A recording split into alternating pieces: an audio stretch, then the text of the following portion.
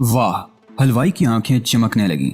अब तू गौर से सुन ले, आज रात वजीर आला से मुलाकात है मेरी, लेकिन तू 3 बजे फोन करके इतला कर देगा कि यूसुफ साहब को डायरिया हो गया है, वो तशरीफ नहीं ला सकते। फिर तो रात भर यहीं रहेगा, जो भी फोन आएगा यही कहेगा, समझ गया? बिल्कुल बिल्कुल समझ गया। सलीम नोटों की गड्डी पर हाथ फेर रहा था। अच्छा, सिकंदर ने टेलीफोन का रिसीवर रखकर एक लंबी सी सांस ली और जूबी को घूरने लगा। क्या बात है, ऐसे क्यों घूर रहे हो? जूबी पहलू बदल कर बोली। उस वक्त वो तुलबा के नाम एक उस्ताद का खुला खत लिख रही थी, जिसे कल ही साइक्लो स्टाइल करा के तालीमी इदारों में तकसीम किया जाना था। उस खत में ये बात वाज़ेह कर देनी थी कि अब वो वक्त आने वाला है जब तुलबा को अपना तालीमी साल कुर्बान करके जदोजहद आज़ादी में बराह रास्त हिस्सा लेना होगा। नहीं जूबी जी, मैं तुम्हें घूर कर शामत तो बुलाने से रहा। हाँ, ये देख रहा था कि औरतों का हुस्न कैसे कैसे लोगों का बेड़ा गर्क कर देता है। किसका बेड़ा गर्क होने वाला है? जूबी ने कलम डेस्क पर रख दिया। यूसुफ हलवाई का, और कमल जी इस शिकार के लिए जाल बिछा चुकी हैं। सिकंदर सर झटक कर बोला और फिर उसने वॉकी टॉकी उठा लिया।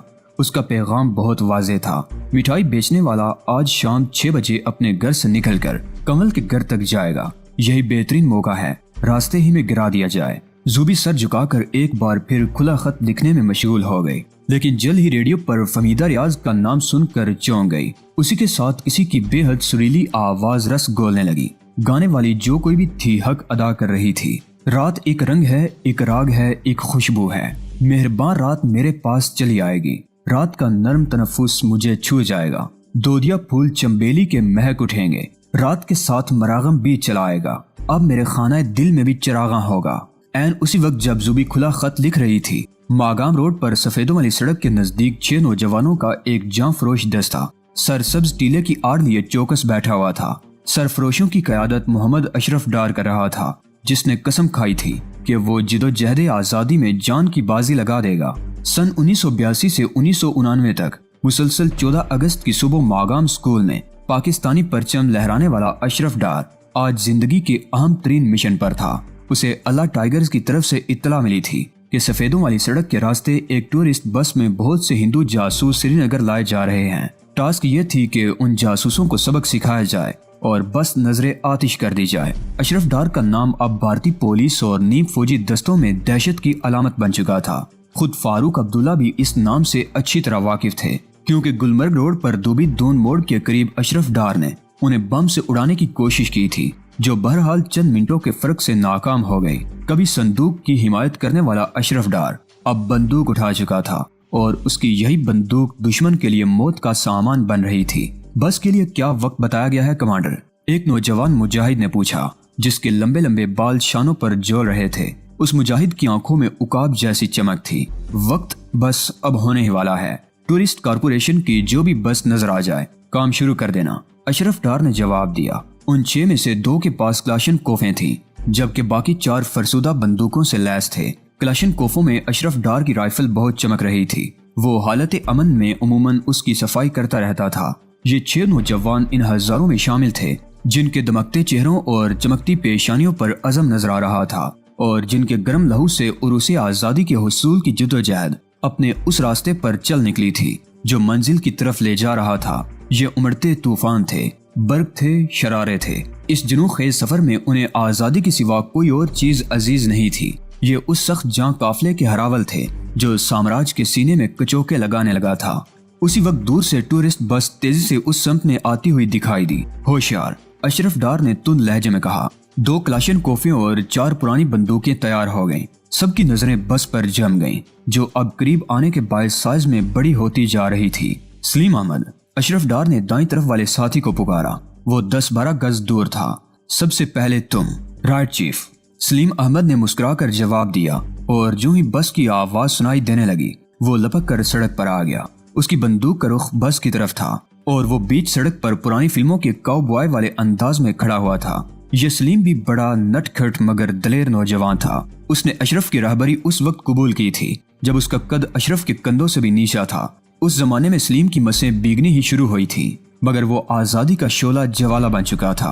अगर सफेदों के इलाके में अशरफ डार आज़ादी की जिदोजहद का हवाला था, तो सलीम उस हवाले के लिए लाजमी शर्त اشرف کی طرح سلیم بھی احسن ڈار، کمانڈر حق، عبد الوحید شیخ اور منظور کیپٹن کے پرستاروں میں شامل تھا، اور جب سے اس نے سری نگر کے سکندر و ٹیپو سے ملاقات کی تھی جدوجہد کے لیے اس کا شوق و عزم دو چند ہو گیا تھا۔ ریڈی، اشرف نے عقب سے داڑ کر کہا تو سلیم ہوائی فائر کرنے لگا۔ اس نے بندوق کا رخ جان بوجھ کر اس طرح رکھا تھا کہ گولیاں ٹورسٹ بس کے دائیں بائیں سے گزرتی چلی جائیں۔ آخر کار بس رک ہی گئی اور عین اسی جگہ رکی جہاں مجاہدین اسے روکنا چاہتے تھے۔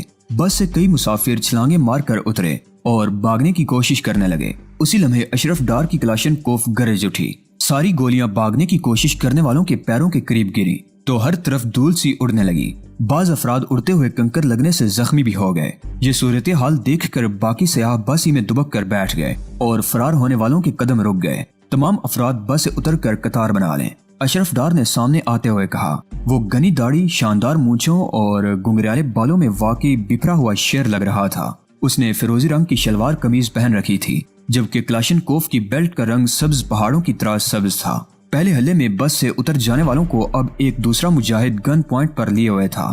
سارے مسافر دبکے سہمے اور خوفزدہ انداز میں قطار بنانے لگے۔ ان میں ڈرائیور بھی شامل تھا۔ ویسے یہ لوگ وہ تھے جن کو دلی میں خاص طور پر کشمیری مجاہدین سے لڑنے، لوگوں کو کچلنے اور مخبری کی تربیت دی گئی تھی۔ ان میں چند سیاح بھی تھے اور محض تفریح کی خاطر عقوبت خانوں میں قیدیوں پر روح فرساں مظالم کرنے والے بھی۔ ان کی رگوں میں کشمیریوں کے خلاف زہر اتارا جا چکا تھا۔ یہ سب کے سب پنجاب میں سکھوں کے خلاف بہت سی کامیابیاں حاصل کر چکے تھے، لہٰذا اب انہیں کشمیر بھیجا جا رہا تھا۔ تم سب، اشرف ڈار نے ٹھہرے ہوئے لہجے میں کہا، سب کے سب اپنے اصلی نام اور محکمے بتاتے چلے جاؤ۔ اشرف کے اشارے پر ایک اور مجاہد بس میں گھس کر اس کی تلاشی لینے میں مصروف ہو گیا تھا۔ وہ تمام لوگ خاموش رہے۔ سلیم نے ایک اور گولی چلا دی۔ یہ واضح انتباہ تھی کہ زبان نہ کھولی تو ہمیشہ کے لیے بند کر دی جائے گی۔ راجیش اگروال، قطار میں تیسرے نمبر پر کھڑے ہوئے شخص نے گولی چلنے کے ساتھ ہی نام اگل دیا۔ محکمہ، اشرف ڈار زیر لب مسکرا کر بولا۔ محکمہ بتانے کے ساتھ ہی شناختی کارڈ بھی نکال لینا۔ 32 انٹیلیجنس بٹالین۔ راجیش اگروال اس بار زیادہ تیزی سے بولا۔ اس نے شناختی کارڈ جیب سے نکال کر اس مجاہد کے حوالے کر دیا جو انہیں روکے ہوئے تھا۔ Raj Dal Singh, information bureau research and analysis wing. قطار میں شامل پہلا شخص بولا۔ اس کے بعد 22 کے 22 بول اٹھے۔ سب کے شناختی کارڈ مجاہدین کے قبضے میں آ گئے۔ انہیں جس خاص مشن پر سری نگر بھیجا جا رہا تھا وہ یہ تھا کہ یہ یونٹ شہر میں اس طرح قیام کرے کہ ایک طرف کاؤنٹر انٹیلیجنس پر نظر رکھی جا سکے۔ ان میں 3 مسلمان بھی تھے جنہیں باقی 19 افراد سے علیحدہ کر دیا گیا۔ یہ تینوں بڑے مطمئن نظر آ رہے تھے۔ شاید انہیں یہ تسلی تھی کہ اپنا مارے بھی تو چھاؤں میں ڈالتا ہے۔ لمبا ہاتھ مارا ہے کمانڈر، تلاشی لینے والا مجاہد بس کے اندر ہی چلانے لگا۔ کیا ہے؟ اشرف ڈار نے پوچھا۔ ان تمام کے ذاتی ہتھیار، پستول، ریوالور، ماؤزر، اس کے علاوہ کرکٹ کے 3 کٹ بیگوں میں بھری ہوئی اسالٹ رائفلیں، بہت سی نقدی، بڑے نوٹوں کی 11 موٹی موٹی گڈیاں۔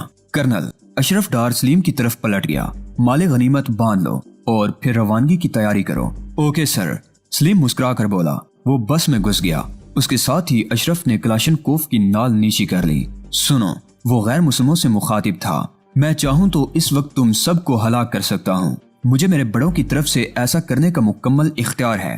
میں فیصلہ کرنے کے لیے اس وقت بالکل آزاد ہوں اور میرا فیصلہ ہے کہ تم میں سے کسی کو بھی قتل نہ کیا جائے، لیکن اس کے لیے تمہیں ایک وعدہ کرنا ہوگا۔ اپنے دیوی دیوتاؤں کی قسم کھا کر تم یہ وعدہ کرو گے کہ آئندہ کشمیر کی طرف آنے والی کسی سڑک پر سفر نہیں کرو گے، اور اگر تمہیں فضائی راستے سے کشمیر بھیجا جائے گا تو تم انکار کر دو گے۔ ہم وعدہ کرتے ہیں۔ وہ سب ایک ساتھ بول اٹھے۔ تب پھر تم پلٹو اور جس طرح سے بس آئی ہے اس طرف کا رخ کر لو۔ ہم اس بس کو آگ لگا دیں گے، لہٰذا تمہیں راستے میں لفٹ ملنے تک پیدل چلنا ہوگا۔ اور ہاں، کشمیر کی طرف آنے والی کسی گاڑی سے تم لفٹ نہیں لو گے، ورنہ میں اپنے فیصلے پر پابند نہیں رہوں گا۔ یہ وعدہ ہم پہلے ہی کر چکے ہیں، راجپال نے جواب دیا، مگر ہمارے یہ 3 ساتھی، اس کا اشارہ مسلمانوں کی طرف تھا، ان کو کڑی سزا ملے گی۔ اشرف ڈار نے جواب دیا، تم ہمارے ہم مذہب نہیں، لہٰذا ہمارے خلاف تمہارا کوئی بھی قدم ہمیں شرمندہ نہیں کرتا، لیکن یہ مسلمان ہیں اور انہوں نے مسلمانوں کے خلاف سازش میں حصہ لیا ہے، لہٰذا ان کو ہم ساتھ لے جائیں گے اور ان کا فیصلہ ہمارے بڑے کریں گے۔ میرا خیال یہ ہے کہ سری نگر میں ان کا منہ کالا کر کے گدھے پر سوار کرایا جائے گا تاکہ بچہ بچہ دیکھ لے کہ یہ گناہگار کون ہے۔ اس کے بعد ممکن ہے انہیں سزائے موت دے دی جائے۔ رحم، ایک بھارتی مسلمان ایجنٹ رونے لگا، مگر اشرف نے اس کی طرف کوئی توجہ نہیں دی۔ جب بس سے اسلحہ اور رقم نکال لینے کا کام مکمل ہو گیا تو اشرف ڈار نے تمام 19 افراد کو حکم دیا کہ وہ بھارت کی طرف جانے والی سڑک پر دوڑ لگا دیں۔ وہ سب بھاگ کھڑے ہوئے۔ تینوں مسلمانوں نے بھی ایسا ہی کرنا چاہا، مگر 2 مجاہدین نے ان کا راستہ روک لیا۔ وہ انہیں کھینچ کر بس سے بہت دور سری نگر جانے والے راستے پر لے گئے۔ اشرف ڈار نے بس میں بم رکھا اور فلیتا دور تک لے آیا، جہاں سلیم نے اسے ماچس دکھا دی۔ بم پھٹنے سے ہونے والا دھماکہ بہت شدید تھا، اتنا زبردست تھا کہ دور کھڑے ہوئے مجاہدین بھی اپنی جگہ ہل کر رہ گئے تھے۔ پھر دیکھتے ہی دیکھتے بس میں آگ لگ گئی تھی۔ اس سے قبل کہ آگ پیٹرول کی ٹنکی تک پہنچتی، جاڑیوں میں سے ایک پرانی وین نمودار ہوئی۔ مجاہدین اپنے قیدیوں سمیت اس میں سوار ہو گئے۔ وہ شاید 1 فرلانگ دور ہی گئے تھے کہ مزید ایک اور دھماکہ ہوا اور انہیں اتنی دور سے لپکنے والے شعلے صاف نظر آنے لگے۔ اللہ تیرا شکر ہے۔ اشرف ڈار نے پیشانی وین کی کھڑکی کے شیشے سے ٹکا دی۔ وہ ایک اور مشن کی کامیابی پر اپنے رب کا شکر ادا کر رہا تھا۔ یوسف حلوائی بہت بن ٹھن کر گھر سے نکلا تو اس کی چمچماتی ہوئی کار ڈرائیور سمیت اس کی منتظر تھی۔ یہ کار اس نے دلی میں خریدی تھی۔ اس کی نمبر پلیٹ بھی دلی کی تھی اور نمبر پلیٹ کے ساتھ سرخ الفاظ میں نیشنل کانفرنس لکھا ہوا تھا۔ تم کیوں انتظار کر رہے ہو میاں گل؟ یوسف نے قدرے بیزاری سے کہا۔ آج تمہاری ضرورت نہیں، تم گھر واپس چلے جاؤ، گاڑی ہم خود چلا لیں گے، جیسی مالک کی مرضی۔ میاں گل نے خوش ہو کر جواب دیا۔ وہ بھی یہی چاہتا تھا کہ کسی طرح اسے چھٹی مل جائے۔ اور سنو، ہم بیمار ہیں اور گھر پر آرام کر رہے ہیں۔ یوسف کا لہجہ بہت خشک تھا۔ سمجھ گئے؟ بالکل سمجھ گیا جناب، آج آپ کہیں نہیں گئے، چلو بس اب دفان ہو جاؤ۔ میاں گل کے جاتے ہی حلوائی نے گاڑی سٹارٹ کی اور مطمئن انداز میں سر ہلانے لگا۔ انجن کی آواز ایسی ہی تھی جیسے کوئی گنگنا رہا ہو۔ اس نے اپنی جانی پہچانی سڑک پر گاڑی ڈال دی اور کیسٹ پلیئر میں دبا دیا۔ ایک لچر سا گیت سنتے ہوئے اس کے چہرے پر بڑی عجیب سی مسکراہٹ دوڑ گئی۔ آج کی رات اس کے لیے بڑی اہم تھی۔ اس نے کنول کو 1-1.5 ہفتے قبل نہرو ہوٹل میں دیکھا تھا اور پھر اس کا دل بے قابو ہو گیا تھا۔ اس نے کنول کو رجانے اور بلانے کی بڑی کوششیں کی، تحفے بھجوائے، اپنی بڑائی کے قصے اس تک پہنچوائے، لیکن کنول اس کے دام میں نہیں آئی۔ مگر آج جب وہ اس کی طرف سے پوری طرح مایوس ہو چکا تھا، سلیم میاں نے وہ کام کر ڈالا جس کی اسے امید نہیں رہی تھی۔ رہا کنول کے نہ آنے کا مسئلہ، حلوائی کے لیے یہ انا کا مسئلہ بہرحال نہ تھا۔ اس نے سنا تھا کہ سیاست اور محبت میں سب کچھ جائز ہے۔ اقتدار گھر کی چوکھٹ پر نہ آئے، اقتدار کی چوکھٹ پر سجدہ کر لینا برا نہیں۔ اسی طرح اگر محبوب شبستان نہ سجا سکے تو اس کے در پر کاسہ گدائی لے کر کھڑا ہونا بری بات نہیں۔ یہ بات وہ خود اچھی طرح جانتا تھا کہ کنول سے محض ایک ملاقات کی دیر ہے، پھر وہ اپنی شرائط خود منوانے کی پوزیشن میں آ جائے گا۔ اسے صفا قدل سے باہر نہیں نکلنا چاہیے۔ سکندر نامی مجاہد نے اپنے دوسرے ساتھی سے کہا۔ آپریشن حلوائی اسی کے سپرد کیا گیا اور فراز نے طارق و جمیل کو ہدایت کی تھی کہ تیسری گولی کی نوبت نہیں آنی چاہیے۔ اس نے کہا تھا کہ ہمیں کسی بھی ایسے شخص پر گولیاں ضائع کرنے سے گریز کرنا ہوگا جو محض ایک گولی سے مر جائے۔ دونوں مجاہد کچھ دیر تک صلاح مشورے کرتے رہے اور پھر چوک کے قریب سڑک کے دائیں بائیں بہترین پوزیشن لے کر کھڑے ہو گئے۔ دن کا وقت تھا، لوگ آ جا رہے تھے، گاڑیاں چل رہی تھی۔ اس ماحول میں کسی ایک گاڑی کو نشانہ بنانا مشکل کام تھا، لیکن ان دونوں کو خاص طور پر اس کام کی تربیت دی گئی تھی۔ اب وہ اڑتی چڑیا کو بھی نشانہ بنا سکتے تھے۔ یوسف حلوائی کی شکل اور گاڑی انہیں پہلے ہی دکھا دی گئی تھی۔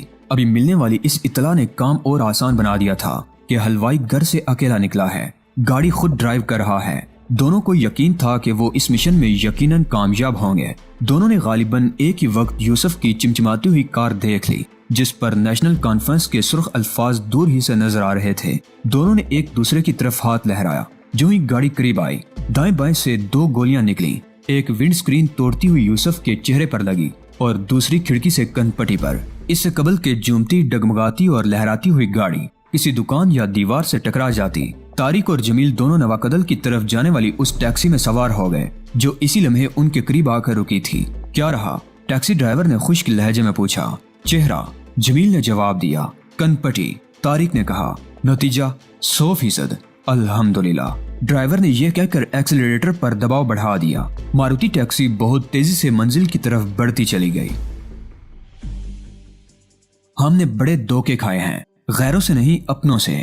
شیخ عبداللہ کی برسی پر سوپور میں ہونے والے اجتماع سے خطاب کرنے والے مقرر نے کہا۔ ہمیں دھوکہ دینے والا بھی کشمیری تھا، شیخ عبداللہ، اور ہمیں دکھ درد کی سلیب پر چڑھانے والا بھی کشمیری تھا۔ نہرو، یہ تم کیا کہہ رہے ہو؟ صدر جلسہ کھڑے ہو کر چلانے لگا۔ بند کرو یہ بکواس۔ کون ہے یہ؟ اتارو اسے، سٹیج سے اتار دو۔ तुम चुप रहो। जलसा में मौजूद बेशुमार अफराद भी चिल्लाने लगे, हम इसकी तकरीर सुनने के लिए आए हैं। नहीं, ये नहीं हो सकता, पैसा मैंने खर्च किया है। कांग्रेसी लीडर बेकाबू हो गया, मगर फिर मजमा भी बेकाबू होने लगा और देखते देखते दर्जनों अफराद स्टेज पर चढ़ आए। उन्होंने वहां खड़े हुए मेहमानों, मेहमान खुसूसी और सदर जलसा की धुनाई शुरू कर दी। मुकर्रर अब बड़े इत्मीनान से एक तरफ खड़ा हुआ किसी से बातें कर रहा था। मान ही उसने एक बैनर की तरफ इशारा किया जिस पर शेर कश्मीर शेख अब्दुल्ला को सलाम लिखा हुआ था। 2-3 मिनट बाद ही लंबे लंबे बांस आ गए। अब एक तरफ तो शेख अब्दुल्ला के मुट्ठी भर हामियों की पिटाई हो रही थी, तो दूसरी तरफ बैनर उतार कर नजरे आतिश किया जा रहा था। सोपुर में इस दिन में सिर्फ एक ही नारा गूंज रहा था, शेख का जो यार है गद्दार है, गद्दार है। श्रीनगर में 7 सितंबर ही से ऐसा माहौल बन गया था कि किसी को कहीं जलसा करने की हिम्मत नहीं हुई। यूसुफ हलवाई ने जिस जलसे का इंतजाम किया था वो उसके कत्ल की वजह से नहीं हो सका। नेशनल कॉन्फ्रेंस का मरकजी जलसा जामा मस्जिद के करीब होना था, लेकिन 6 सितंबर की दोपहर के बाद उसके ऐलानात बंद कर दिए गए। 7 सितंबर की शब ये बात वाज़ेह हो चुकी थी कि कश्मीर में यौम निजात के मौका पर कल आम हड़ताल हो या ना हो, शेख को खराज अकीदत पेश करने के लिए इज्तिमात बहरहाल नहीं होंगे। 8 सितंबर की सुबह तुलू हुई तो शहर में सन्नाटा था। हड़ताल की अपील पर भरपूर अमल किया जा रहा था। सैकड़ों अफराद सड़कों पर जमा हो गए थे ताकि सरकारी गाड़ियां ना चल सकें। यौम निजात के सिलसिले में स्कूल बंद रखने की अपील की गई थी, लिहाजा सरकारी मुलाजमीन के सिवा स्कूलों में कोई और ना था। 14 अगस्त के बाद आज की हड़ताल अपनी मिसाल आप थी।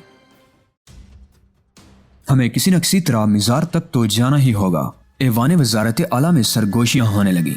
अगर मकबरे पर हाजिरी ना दी तो सियासी साख मुतासिर होगी। वो तो पहले ही तबाह हो चुकी है जनाब। वजीर आला के एक बेतकल्लुफ दोस्त ने जवाब दिया, आप जो कुछ कर रहे हैं उसके बाद सियासी साख की बहाली का कोई इम्कान नहीं। क्या तुम सोच सकते हो कि शेख साहिब की मौत पर गम गुसारों का सैलाब शहर में नजर आ रहा था। वजीर आला ने बड़े दुख से कहा। हर तरफ शेर कश्मीर के नारे लग रहे थे। जुलूस जनाजा देखने के लिए घरों की छतों तक पर लोग मौजूद थे। मुझे याद है, वजीर आला के साथी ने जवाब दिया, उस वक्त शायद कश्मीरियों को ये एहसास नहीं था कि शेख अब्दुल्ला कौन है, या फिर ये कि उनके जानशीन उनका भरम कायम न रख सके। अब ये कौम इन्हें गद्दारे कश्मीर कहती है। शेख के दामाद ने सिगरेट सुलगा कर कहा। वो सियासी तौर पर वैसे भी फारूक अब्दुल्ला का हरीफ बनकर उभर रहा था, लेकिन उसके डांडे भी दिल्ली सरकार से मिले हुए थे। बहुत बहस मुबासा के बाद सरकारी हिफाजत में एक काफिला शेख अब्दुल्ला की कब्र पर हाजिरी देने के लिए रवाना हुआ। उस काफिले के आगे पीछे बख्तरबंद गाड़ियां थीं। सड़कें सुनसान होने की वजह से काफिले की रफ्तार बहुत तेज रही और जब वो मकबरे के अहाते में दाखिल हुए तो सबको सांप सौं गया। वहाँ सिर्फ मुट्ठी भर अफराद मौजूद थे। दूसरी तरफ वज़ीर आला के सेक्रेटरी को मुसलसल ये इतलात मिल रही थी कि शहर भर में शेख अब्दुल्ला के पुतले जलाए जा रहे हैं। उसने ये खबर वज़ीर आला तक नहीं पहुँचाई। वो जानता था कि ऐसी खबरें सोगवार वज़ीर आला को मजीद सोगवार कर देंगी। शेरों से कहो कि अपनी अपनी कछारों में चले जाएं। टीपू को टेलीफोन पर कलंदर बाबा की आवाज सुनाई दी तो उसने हाथ के इशारे से सिकंदर को रोक लिया, जो सूरज ढलने के बाद शहर का दौरा करना चाहता था। जो आपका हुक्म बाबा सरकार। टीपू ने कहा, क्या मैं इस हुक्म का पस मंजर पूछ सकता हूँ? हजारों लूंबड़ शिकार के लिए निकल रहे हैं। बाबा ने जवाब दिया। यह इंस्पेक्टर जैन ही था और इस वक्त न्यूज सेक्रेटरिएट की एक महफूज लाइन से बात कर रहा था। इसके अलावा कुछ नहीं, बस कुछ नहीं। लाइन मुनक़ता हो गई। टीपू रिसीवर रखकर सिकंदर से सरगोशियां करने लगा। कुछ देर बाद सिकंदर वायरलेस पर, टीपू वॉकी टॉकी पर और आसिम टेलीफोन पर शेरों को कछार में वापसी का हुक्म दे रहे थे। एन उसी वक्त दर्जनों पुलिस गाड़ियां मुख्तलिफ समतों से शहर के उन इलाकों की तरफ बढ़ रही थी जो आज दिन भर सुनसान रहे थे। पुलिस वालों को ऐसे अफराद की फहरिस्तें फराहम कर दी गई थी जिन्हें गिरफ्तार किया जाना था। जबर, ताकत और जुल्म का परिंदा अपने पर फैला रहा था। उसके नोकीले पंजे मासूमियत, हुस्न और इंसानियत का चेहरा लहूलुहान करने के लिए बेचैन थे। डीएसपी असगर अली उनकी क़यादत कर रहा था।